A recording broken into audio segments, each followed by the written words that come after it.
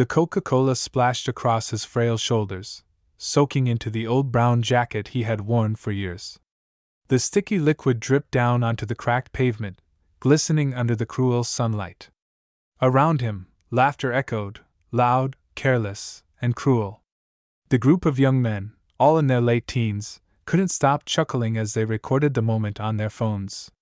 "Look at him flinch," one said between bursts of laughter, while another tilted the bottle again, letting the soda run down the elderly man's neck.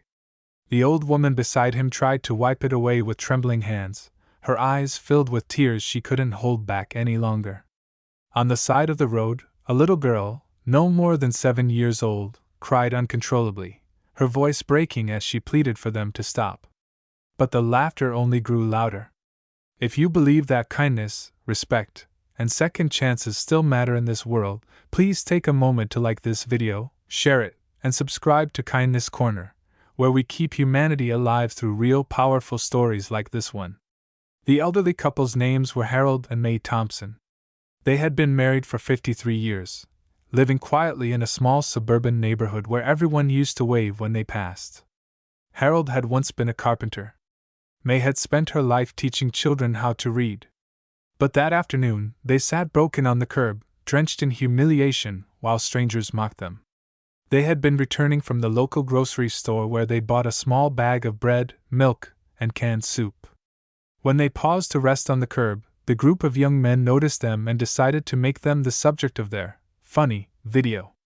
Harold had tried to reason with them at first, asking them to stop, his voice shaky but calm.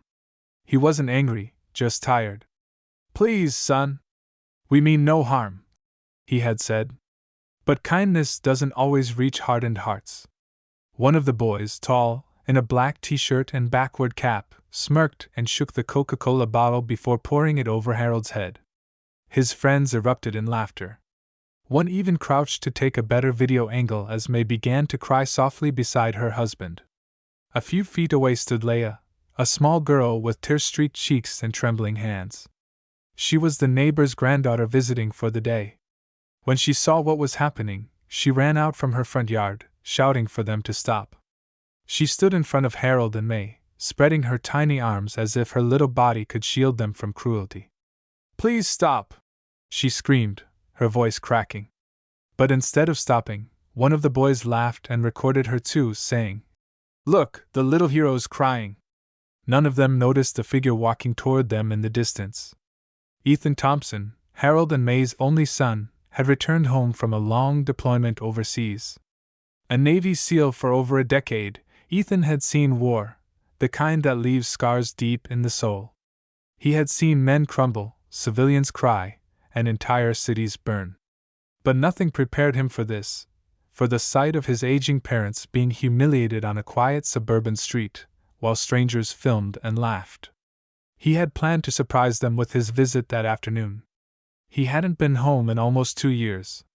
He was walking down the street, still in his camouflage uniform, when he saw the crowd.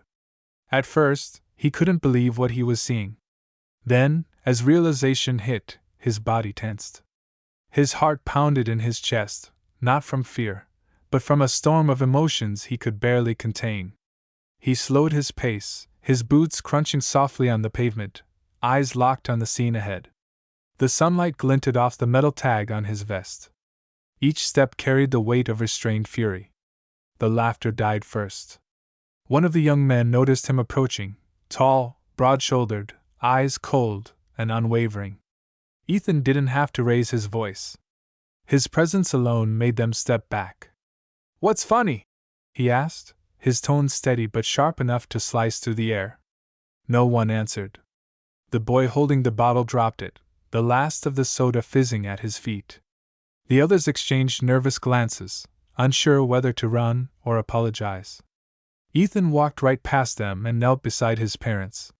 He took his father's hand, sticky with soda and trembling, and whispered, "Dad, it's me." May let out a small cry, one of recognition, relief, and heartbreak all at once. She reached for her son's arm as if to make sure he was real. The bullies began to shuffle away quietly, but Ethan wasn't finished. He stood up slowly, towering over them. You think this is funny? He asked again, his voice now heavy with emotion. That's my mother and father. They built this country while you record your cruelty for likes. His eyes glistened, not with rage, but with something deeper, disappointment. The young man couldn't meet his gaze.